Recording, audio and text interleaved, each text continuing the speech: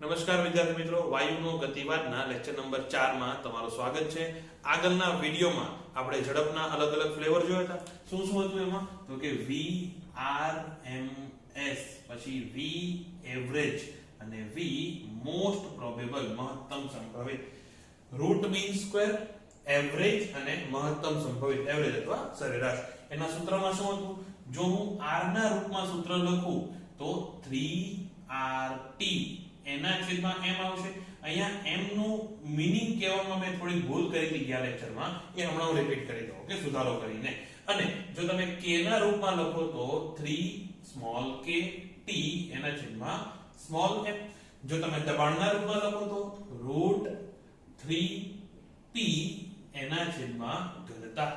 હવે આગળ જો એવરેજ વેલોસિટી પૂછે તો શું કરવાનું? તો આવશે 8 ના છેદમાં પાઈ. તગડાની જગ્યાએ શું આવશે? 8 ના છેદમાં પાઈ. બાકીની વસ્તુ લખતો નથી, એઝ ઇટ ઇઝ, હે ને? એવી રીતે અહીંયા પણ 8 kT ના છેદમાં પાઈ, અહીંયા 8 p ના છેદમાં પાઈ ρ, અને મહત્તમ સંભવિત કે તો વર્ગમૂળમાં 2, અને પાછું RT/m, KT/m અને p/ρ એવી રીતે છે. તો હવે જેમ મેં કીધું કે આગળના વિડિયોમાં મારે તમને કહેવાનું થોડીક મિસ્ટેક થઈ ગઈ હતી, એની ચર્ચા કરીએ. કે ધારો કે મારી પાસે 1 કિલોગ્રામ ઓક્સિજન છે, તો એમાં કેપિટલ M કયો લેવાનો, સ્મોલ m કયો લેવાનો? તો મેં એવું કીધું હતું કે કેપિટલ M બરાબર વાયુનું કુલ દળ લઈ લેજો. એટલે કે અહીંયા m બરાબર 1 કિલોગ્રામ મૂકી દેજો. એ ભૂલમાં કહેવાય હતું, મતલબ એ એવું નહીં આવે. એમાં શું લેવાના? તો કે ઓક્સિજનનો અણુભાર મૂકવાનો. એક ઓક્સિજનનો અણુ એટલે શું? O2 હોય ને. ઓક્સિજનમાં 8 પ્રોટોન અને 8 ન્યુટ્રોન હોય તો ટોટલ 16 ગ્રામ તો થવાનું, ખાલી O હોય તો. અહીંયા તો O2 છે ને, એટલે 32 ગ્રામ પર મોલ એનો અણુભાર થાય. એટલે અહીંયા m બરાબર શું લેવાનું? 32 ગ્રામ. એટલે કે ફરીથી એકવાર કહું છું, લાસ્ટ વિડિયોમાં એ કીધું હતું કે વાયુનું કુલ દળ લઈ લેજો. જે ભૂલ છે મારી, એમાં શું આવશે? અણુભાર લેવાનો આવશે. જ્યારે સ્મોલ m માં શું આવશે? સ્મોલ m એટલે એક કણનું દળ, એટલે કે ઓક્સિજનના એક અણુનું દળ. એક અણુનું દળ કેટલું હોય? તો ફરીથી કહી દઉં છું, એમાં 16 પ્રોટોન ને 16 ન્યુટ્રોન હશે. એક O માં 8 તો O2 માં થઈને 16 પ્રોટોન ને 16 ન્યુટ્રોન. તો એનું બરાબર કેટલું આવશે? તો કે 32 ગુણ્યા 1.6 ગુણ્યા 10⁻27 ઘાત. એટલે એક પ્રોટોન કે એક ન્યુટ્રોન નું દળ તો આટલું જ હોય, એના ગુણ્યા 32. એ તમારે અહીંયા મૂકવાનું એક કણના દળમાં. આટલું ક્લિયર છે? તો પછી ફરીથી VRMS ના સૂત્રમાં જો તમે કેપિટલ R યુઝ કરો તો કેપિટલ M મૂકવાનું, જે શું છે? વાયુનું કુલ દળ નહીં, વાયુનો અણુભાર છે. અને જો તમે સ્મોલ k યુઝ કરો તો અહીંયા સ્મોલ m મૂકવાનો, જે શું છે? એ એક અણુનું દળ છે. બસ આટલી વસ્તુ યાદ રાખવાની છે. અને બાકીના સૂત્રો તો આ છે કે RT/m, KT/m અને p/ρ. યાદ શું રાખવાનું? RAM, RAM 3 8/પાઈ અને 2. તો હવે રિવિઝન અહીંયા પૂરું. આગળના દાખલાની રકમ લખો. Alpha, 2 alpha, 3 alpha up to n alpha, alpha 2 alpha up to n alpha આવી રીતે. જેટલી ઝડપ ધરાવતો વાયુ એક પાત્રમાં ભરવામાં આવ્યો છે, તો તેની સરેરાશ ઝડપ અને સરેરાશ વર્ગિત ઝડપનો ગુણોત્તર શોધવાનો છે. શું શોધવાનું છે? VRMS અને VAV આનો ગુણોત્તર, સોરી, સરેરાશ અને સરેરાશ વર્ગિત એવું કીધું છે ને, તો ઉપર VAV આવશે અને નીચે VRMS. આ શોધવાનું છે. હવે દાખલો ગણ્યા વગર પહેલા એક મિનિટ અહીંયા ધ્યાન આપો. V એવરેજ નું સૂત્ર શું થાય? તો એ થાય વર્ગમૂળમાં 8/પાઈ અને KT/m. એના છેદમાં VRMS નું સૂત્ર શું થાય? 3KT/m. તો KT/m તો કેન્સલ થશે. તો આ જવાબ શું આવશે? 8/3પાઈ અને વર્ગમૂળમાં. આવું થશે? નહીં થાય. એટલા માટે કીધું કે દાખલો ગણ્યા વગર એક મિનિટ અહીંયા ધ્યાન આપો. આ સૂત્ર ક્યારે વાપરવાના? VRMS મતલબ કે RAM ત્રણેયના સૂત્ર લખાવ્યા, એ ક્યારે વાપરવાના? કે જ્યારે તમારા બધા જ અણુઓનું વેગ જે આપેલો છે એ મેક્સવેલના વેગ વિતરણ પ્રમાણે હોય. મેક્સવેલનું વેગ વિતરણ યાદ છે? મેક્સવેલનું વેગ વિતરણ શું હતું? તો કે એમાં એક મહત્તમ સંભવિત ઝડપ હતી. આવી રીતે આ શું થઈ ગઈ? મહત્તમ સંભવિત ઝડપ. કે આવી ઝડપ વાળા કણો સૌથી વધારે છે. અને પછી જેમ જેમ ઝડપ એનાથી વધારો કે ઝડપ ઘટાડો તો સંખ્યા ઘટતી જાય છે. આ રીતનું વેગ વિતરણ હતું ને, કેવું જ્યારે હોય એ સમયે તમારે આ સૂત્ર વાપરવાનું. અત્યારે શું છે જો તો આલ્ફા ઝડપવાળા કેટલા કણ છે? એક કણ છે. 2 આલ્ફા ઝડપવાળો એ એક કણ છે. 3 આલ્ફા ઝડપવાળો એક જ કણ છે. તો જો તમે એનો ગ્રાફ બનાવો તેમાં તમને સીધી લીટી મળે જે અહીંયા શું આવશે? 1. તો બધી ઝડપવાળા કેટલા કણ છે? એક કણ જ છે. એટલે તમારે ડાયરેક્ટલી સૂત્ર મૂકવાનું નહીં. જે મેં તમને સૂત્ર આપ્યા વર્ગમૂળવાળા, વર્ગમૂળમાં 3 ને 8/π ને 2 ને એ બધા ક્યારે યુઝ કરવાના? જ્યારે મેક્સવેલ નું વેગ વિતરણ આપેલું હોય ત્યારે. અત્યારે એવું નથી. તો અત્યારે તમારે પ્રોપર ગણતરી કરવી પડશે. તો v એવરેજ કીધું ને, આ શું છે? v1, આ v2, એવી રીતે આ vn છે. તો પછી v એવરેજ શોધવું હોય, v એવરેજ તો શું કરવું પડે? બધી ઝડપનો સરવાળો છેદમાં n. આવું જ કરવું પડે. બસ કિંમત મૂકો. તો પછી આલ્ફા કેટલું છે? સોરી, v1 કેટલું છે? આલ્ફા વત્તા 2 આલ્ફા વત્તા અપ ટુ n આલ્ફા એના છેદમાં n. તો પછી અહીંયા આલ્ફા કોમન આવે, વધે શું? 1 વત્તા 2 વત્તા 3 અપ ટુ n. અને એનું સૂત્ર તમને આવડે છે. એ કેટલું થાય? n plus 1 by 2. અને આલ્ફા તમે અહીંયા કોમન કાઢ્યું હતું ને, તો આલ્ફા અને હજી આ n છેદમાં છે તો આ n. અને એના બરાબર શું આવ્યું? n cancel, alpha by 2 n plus 1. આને કીધું સમીકરણ નંબર 1. હવે એવી રીતે મારે v RMS શોધવાનું છે, સરેરાશ વર્ગી ઝડપ, રૂટ મીન સ્ક્વેર. તો v RMS શું કીધું તમે? પાછળથી ચાલવાનું, એટલે કે પહેલા સ્ક્વેર કરવાનું, બધી ઝડપનો સ્ક્વેર કરો. તો પછી v1 સ્ક્વેર વત્તા v2 સ્ક્વેર વત્તા vn સ્ક્વેર આવું થશે. પછી સ્ક્વેર કરો, એનો મીન લેવાનો, એટલે કે બધાનો સરવાળાના છેદમાં 2n કરવાનો. એને અહીંયા n સ્ક્વેર નથી કરવાનો, બધાનો વર્ગ લઈને છેદમાં n કરવાનું છે. રાઈટ આવે છે આડી? ઓકે, સોરી, હું અહીંયા પાછું લખું છું કે vrms બરાબર, હવે દેખાય છે? હા, તો બરાબર v1 સ્ક્વેર કરો, ડાયરેક્ટ મૂકી દઉં છું, આલ્ફા સ્ક્વેર વત્તા 2 આલ્ફા છે તો એનું 4 આલ્ફા સ્ક્વેર, અથવા ચલો એવું નથી કરવું, આપણે આમ લખો કે 2 સ્ક્વેર આલ્ફા સ્ક્વેર વત્તા 3 સ્ક્વેર આલ્ફા સ્ક્વેર વત્તા up to n square alpha square. આ વસ્તુ આવે છે? બહાર નીકળી ગયું? હા, લગભગ થોડું બહાર નીકળી ગયું છે, સોરી. તો અહીંયા dot dot dot up to n square alpha square. Square નો એવરેજ લેવાનો છે ને, એટલે નીચે ખાલી n લખજો, આનો સ્ક્વેર નહીં કરતા. આનો સ્ક્વેર કર્યા પછી નીચે એવરેજ લેવાનું છે, એટલે ખાલી n આવશે. અને પછી એનો રૂટ લેવાનો, એટલે રૂટ. ફરીથી root of mean of square. તો પહેલા રૂટ એનો એકોનો તો કે મીન નો, અને મીન કોનો તો કે સ્ક્વેર નો. એટલે પહેલા સ્ક્વેર કર્યો, પછી મીન લીધો અને પછી રૂટ લીધો. બસ હવે આનું સોલ્યુશન લાવવાનું છે. તો અહીંથી પાછો આલ્ફા કોમન આવી જાય, આ ઉપરથી આલ્ફા સ્ક્વેર કોમન આવશે, રૂટ ની બહાર કાઢો એટલે આલ્ફા કોમન આવશે. અહીંયા અંદર શું વધશે? તો કે વર્ગમૂળમાં અહીંયા શું છે? 1 square plus 2 square plus 3 square plus n square. એનું સૂત્ર શું હતું? તો કે n minus 1, sorry, n plus 1 into 2n plus 1 આખાના છેદમાં 6. અને હજી અહીંયા એક n વધે છે એટલે n, અને આ વર્ગમૂળ આખાનું છે આવી રીતે. તો અહીંયા શું થશે? હવે પાછો n કેન્સલ થઈ જશે. તો તમને સૂત્ર મળી ગયું, આલ્ફા વર્ગમૂળમાં n plus 1 2n plus 1 એના છેદમાં 6. આને કહીએ સમીકરણ નંબર 2. આ શું છે? vrms. બસ હવે તમારે v એવરેજ ના છેદમાં vrms કરવાનું છે. તો લઈ લો રેશિયો. ક્યાં ગણું? આ ભાગ હટાવી દઉં છું. જો કોઈને કોપી કરવો હોય તો કરી લેજો, નહીતર વિડિયો રિવાઇઝ કરીને સ્ક્રીનશોટ લઈ લેજો. બાકી પીડીએફ તમને મળી ગઈ છે, હોપફુલી ટાઈમ પર મળી ગઈ હશે. ઓકે, નહીતર પછી મેસેજ કરજો, દર વખતની જેમ મોકલી દઈશ, યાદ આવશે એટલે. સો v એવરેજ છેદમાં vrms એના બરાબર v એવરેજ કેટલું છે? આલ્ફા ના છેદમાં 2 n plus 1. હવે જોજો, આનો સ્ક્વેર અહીંયા 4 અને આનો સ્ક્વેર. શું કામ આવું કર્યું? કારણ કે બધું રૂટમાં લખી શકાય એટલે. આ તો RMS તો રૂટમાં જ છે ને, તો એનો પહેલા ઉપરથી પહેલેથી સ્ક્વેર કરી દીધો. હવે આની કિંમત મૂકો તો આલ્ફા એ અંદર લેનો છો, આલ્ફા આપણે બહાર નથી કાઢવો, અંદર જ રહેવા દો, એટલે આલ્ફા સ્ક્વેર. અહીંયા પણ અંદર રહેવા દો, આલ્ફા સ્ક્વેર. આલ્ફા કેન્સલ થઈ જશે. તો અહીંયા આલ્ફા સ્ક્વેર પછી શું છે n+1 2n+1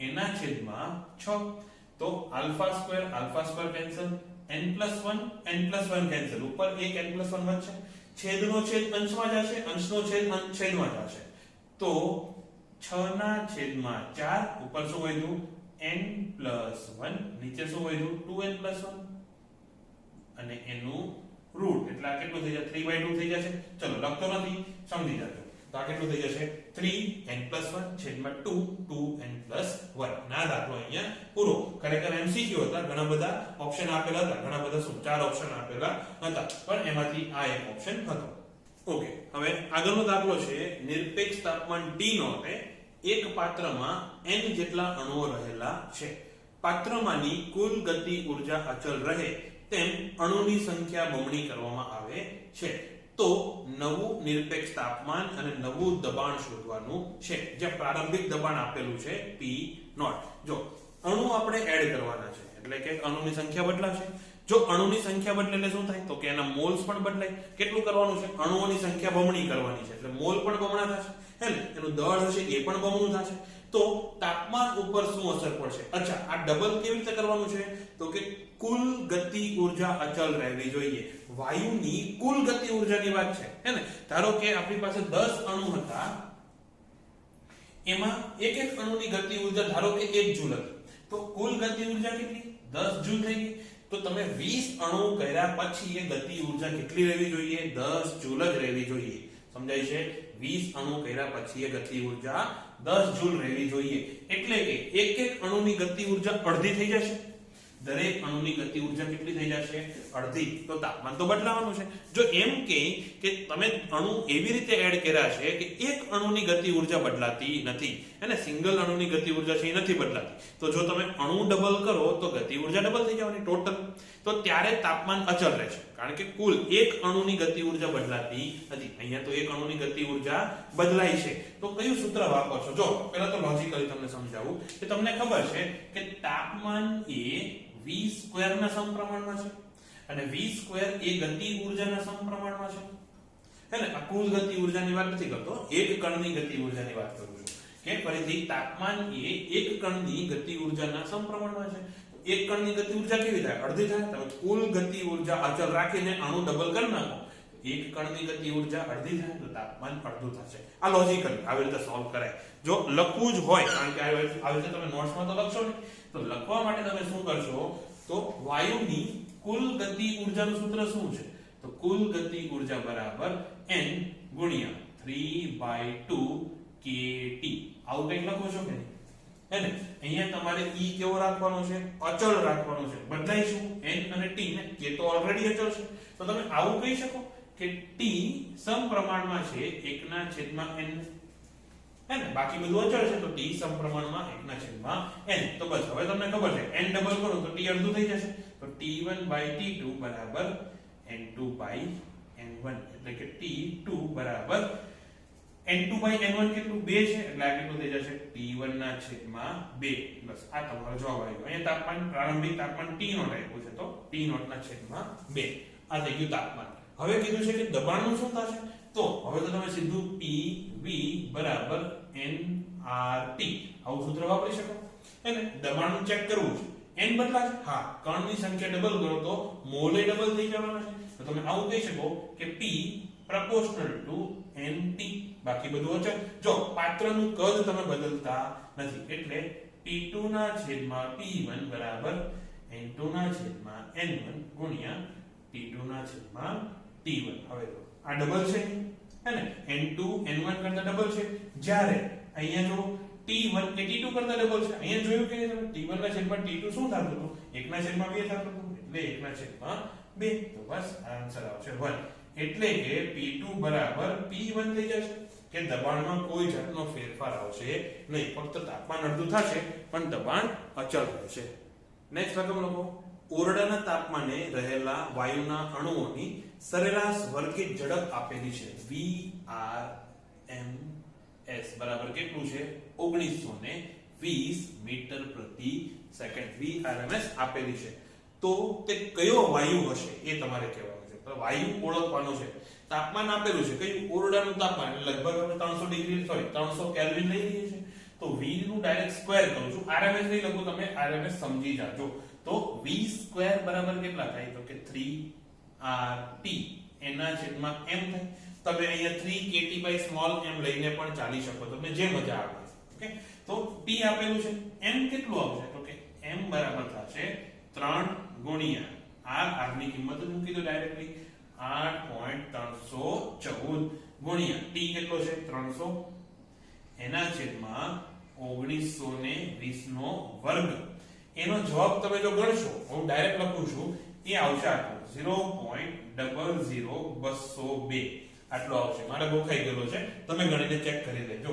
તો પછી m કેટલો આવ્યો આટલા કિલોગ્રામ આવશે ને એટલે કે બરાબર 2.02 ગ્રામ હવે એવો કયો વાયુ છે કે જેનું અણુભાર આ શું છે અણુભાર છે ને મેં કીધું તો એ ભૂલ ન કરતા આ કુલ દળ નથી આ શું છે અણુભાર તો આવો કયો વાયુ છે કે જેનો અણુભાર 2 ગ્રામ હોય ઓબ્વિયસલી હાઇડ્રોજન વાયુ છે એટલે કે ગેસ કયો છે H2 ગેસ છે હાઇડ્રોજન વાયુ છે આ ક્લિયર છે આવો જ એક સેમ દાખલો મેં પછી ડીપીપી માં પણ આપ્યો છે એક વખત ટ્રાય કરજો હવે ચંદ્ર ઉપર કે બીજા કોઈ હલકા ગ્રહો હોય એની ઉપર વાતાવરણ નથી હોતું અથવા પતલું વાતાવરણ હોય છે એનું કારણ શું એ સમજવા માટે આગળનો દાખલો કરવાનો છે કે કયા તાપમાને ઓક્સિજન વાયુના અણુઓ પૃથ્વીના વાતાવરણમાંથી છટકી જશે હે ને ધારો કે આ પૃથ્વી છે એના વાતાવરણમાં અહીંયા આવે તો ઓક્સિજન કે કોઈ પણ વાયુ હોય વાતાવરણનો વાયુ એ વાયુનું કંઈક તાપમાન હોય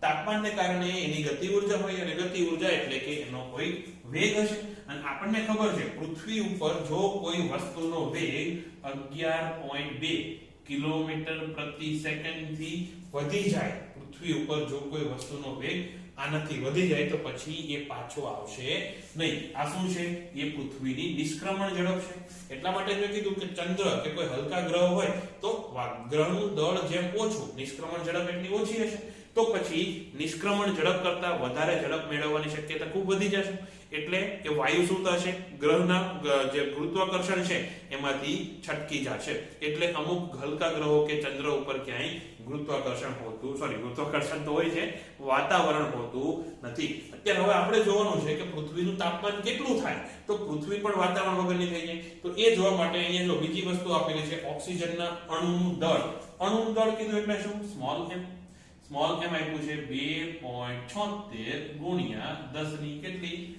-26 કિલોગ્રામ અને બીજું આપ્યું છે બોલ્ટ્ઝમેન અચળાંક આ લોકો ડાયા છે એટલે આપ્યું છે બાકી દર વખતે આપે એવું જરૂરી નથી બોલ્ટ્ઝમેન અચળાંક તો તમને યાદ જ રહેવો જોઈએ એ છે 1.38 ગુણ્યા 10 ની -23 જૂલ પ્રતિ કેલ્વિન આટલો છે બોલ્ટ્ઝમેન નો અચળાંક હવે શું કીધું છે કે ઓક્સિજનના અણુઓ પૃથ્વીમાંથી છટકી જવા જોઈએ એવું ક્યારે થાય કે જ્યારે VRMS બરાબર VE થાય એટલે VE શું છે એસ્કેપ વેલોસિટી નિષ્ક્રમણ ઝડપ જ્યારે VRMS VE ના ઇક્વલ અથવા ગ્રેટર થાય અને VRM આની કરતા મોટું થાય તો પણ વાયુ તો છટકી જશે એ સમયે ઓક્સિજન શું થશે પૃથ્વીના ગુરુત્વાકર્ષણમાંથી મુક્ત થઈ જશે VRMS ની કિંમત મૂકો હવે જો આ બે વસ્તુ આપી છે તમને ખબર છે કયું સૂત્ર વાપરવું જોઈએ 3kT/m અને m પણ કેવો સ્મોલ m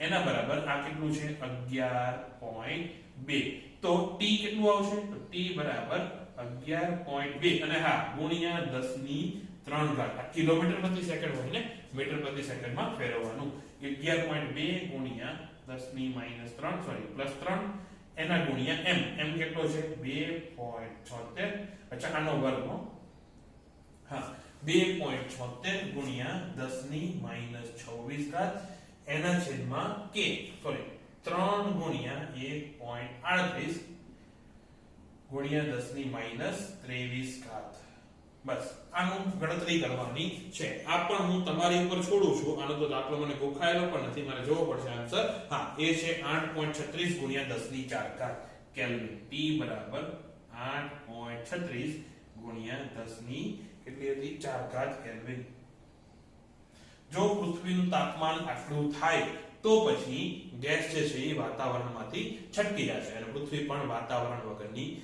બની જાય. તમે જોયું હશે કે સોલર પવનો આવે, ખબર છે? સોલર પવનો પણ એવું છે કે સૂર્યનું તાપમાન એટલું વધારે છે કે એના જે કણો છે એની આરએમએસ ઝડપ એટલી વધી જાય કે સૂર્યથી પણ મુક્ત થઈ જાય.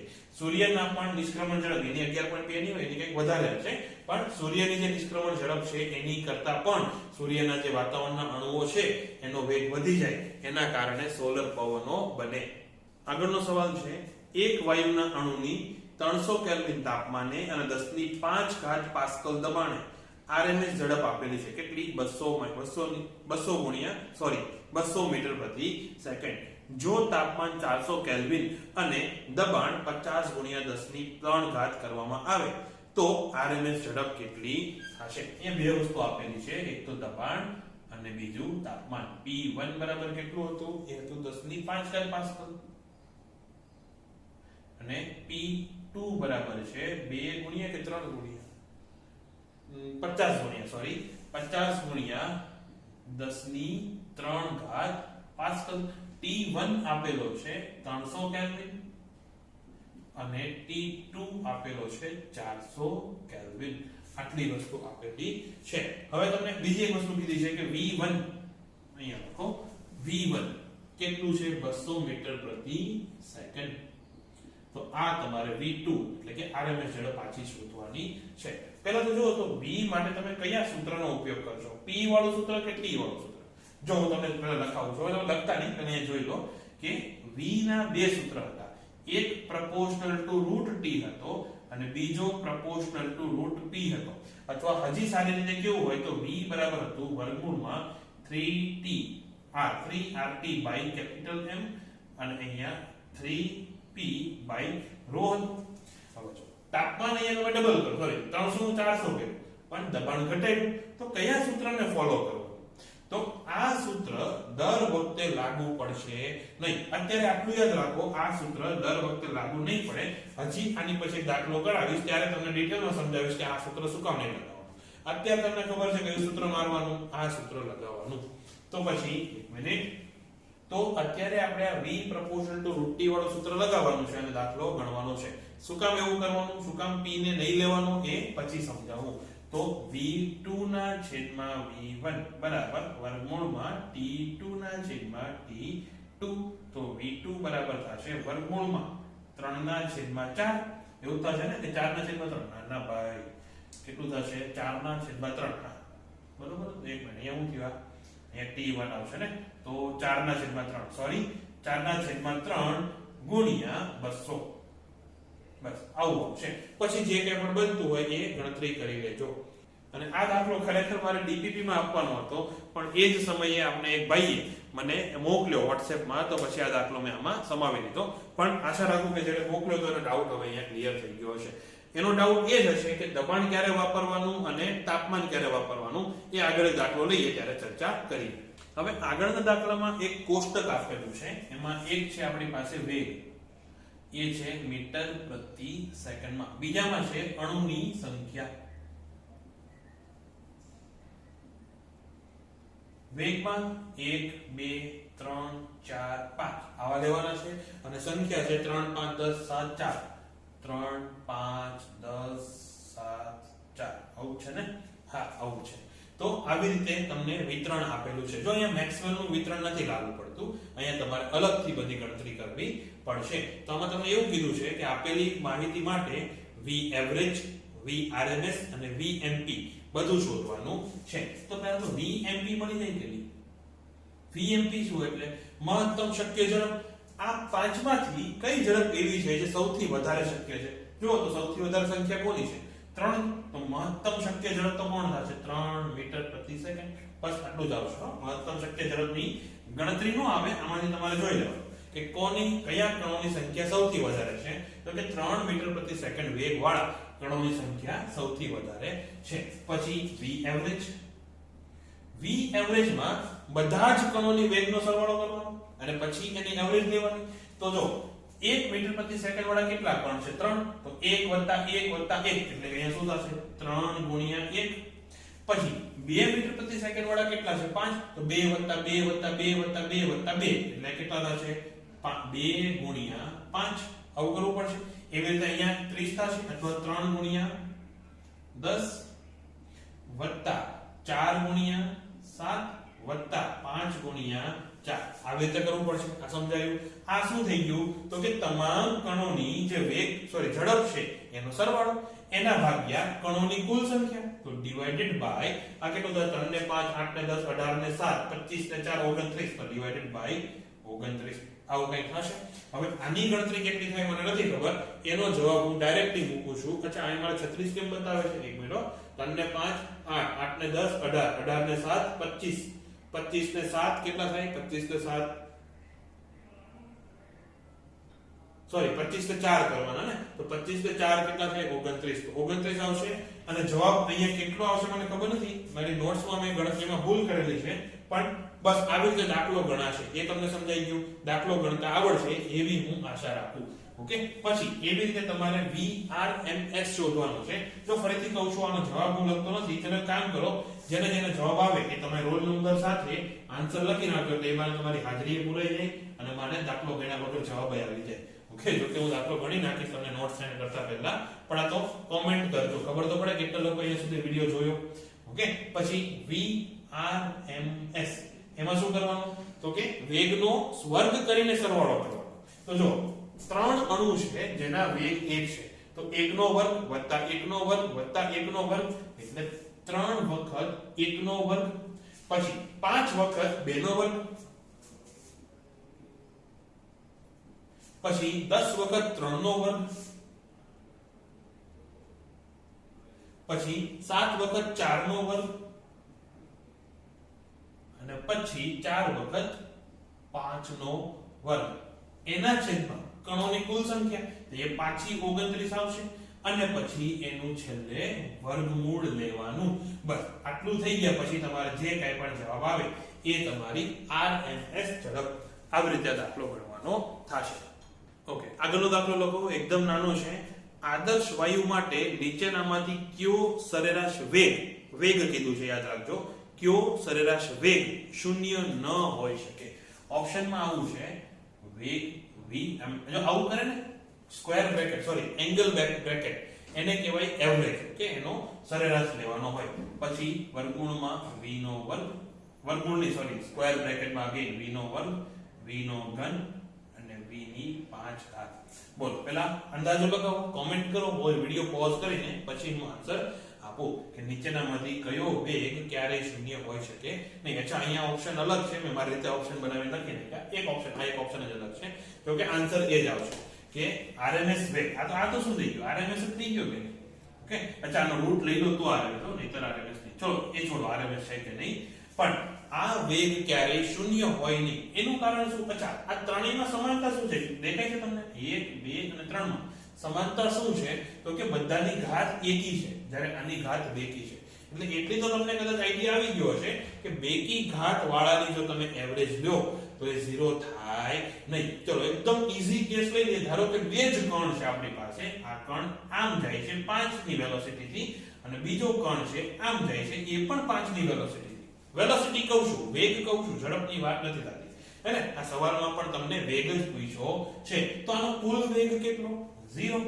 શું કામ? આમ 5, તો આને પણ -5 લઈશું અને સરવાળો કરો તો 0, એટલે આ 0 આવશે.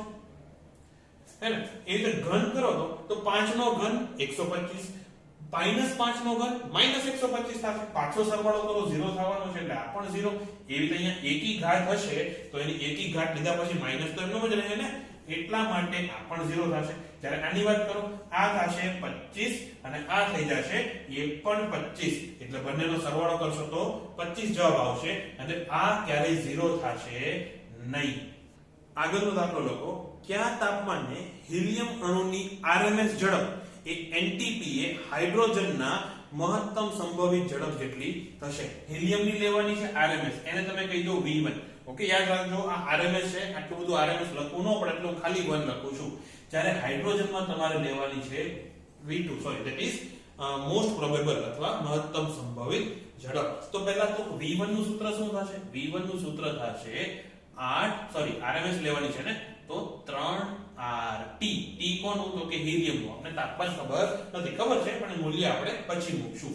એના છેદમાં M કોનું? એ પણ હિલિયમનું. અહીંયા He કરવું પડશે ને, એટલે 3RTHE એના છેદમાં MHE. એવી રીતે હાઇડ્રોજનમાં કઈ ઝડપ લેવાની છે? મહત્તમ સંભવિત ઝડપ લેવાની છે. તો મહત્તમ સંભવિત ઝડપ કોની? હાઇડ્રોજનની. તો એ આવશે 2RTH એના છેદમાં MH. આવું થશે. હવે આગળ દાખલો ઈઝી છે. આ બંને કેવા થવા જોઈએ? સરખા થવા જોઈએ. એટલે હવે સ્ક્વેર કરીને જ સરખાવી દઉં છું, એટલે રૂટ આરે મગજમારી લેવી પડે નહીં. તો 3RTH હિલિયમ કયા તાપમાને છે? એ રૂમ તાપમાન છે. હા, હિલિયમના અણુની RMS ઝડપ એ આપણે શોધવાનું છે. તો THE આ આપણે શોધવાનું છે. એને કેમ લેવાનું?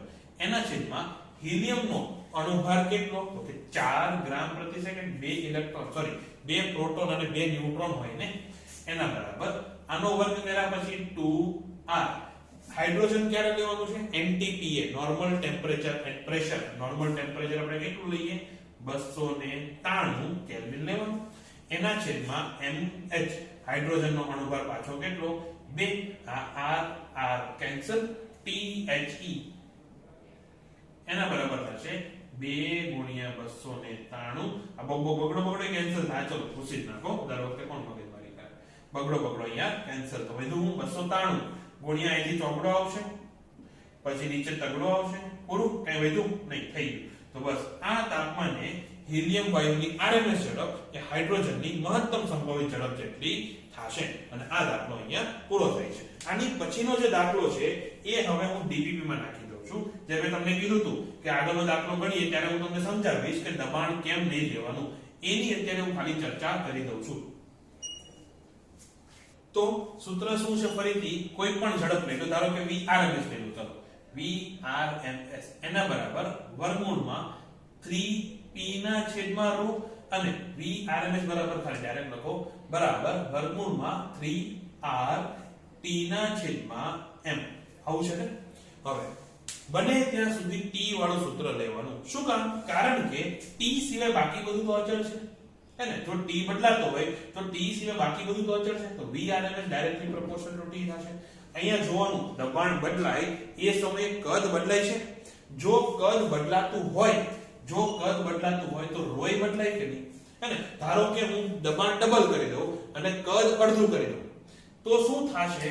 તો જો કદ અડધું થાય તો રો ડબલ થઈ જવાનું છે. એટલે અહીંયા તમે આવું નહીં લખી શકો કે v proportional to ખાલી p. ત્યારે તમારે લખવું પડે કે v proportional to પાછું p ના છેદમાં રો. તો જો તમને તાપમાન બદલાતું હોય તો તમારે જોવું પડશે પાછું કદ કેવી રીતે બદલાય છે અને કદ બદલાય હિસાબથી ઘનતા કેવી રીતે બદલાય છે. એટલે બને ત્યાં સુધી આ સૂત્ર વાપરવાનું નહીં. જો એમ કહે કે તાપમાન આટલું હતું, આટલું થયું, તો એ સમયે RMS આટલું હતું, તો હવે કેટલું થશે? તો ડાયરેક્ટલી આ જ સૂત્ર વાપરવાનું કે v proportional to √t. આ સૂત્ર વાપરવા બેસવાનું નહીં. થશે શું? આ સૂત્ર ખોટું નથી, પણ જો તાપમાન બદલાશે તો કદ બદલાશે, કદ બદલાશે તો ઘનતા બદલાશે. તો એ આ હિસાબથી આન્સર તમારો સેટ થઈ જશે, પણ આનાથી લાંબો થઈ જશે. એટલે બને ત્યાં સુધી આ સૂત્ર વાપરવાનું. તો બસ આજનો ક્લાસ અહીંયા પૂરો. આશા રાખું કે તમને કંઈક મજા આવી હશે, નવું કંઈ શીખવા મળ્યું હશે. આજના દાખલા એટલા અઘરા હતા નહીં અને દાખલા ઓછા હતા. વિડીયો અહીંયા નાનો છે. નવો ટોપિક ચાલુ કરવાનો છે કે આવતા વિડીયોમાં આખો ટોપિક આવી જાય એટલા માટે આ વિડીયો આપણે નાનો રાખ્યો છે. આની સિવાય જો તમને એક્સ્ટ્રા ડાઉટ હોય તો મોકલી આપજો. બાકી આજે નાનો વિડીયો એન્જોય કરો. Bye bye.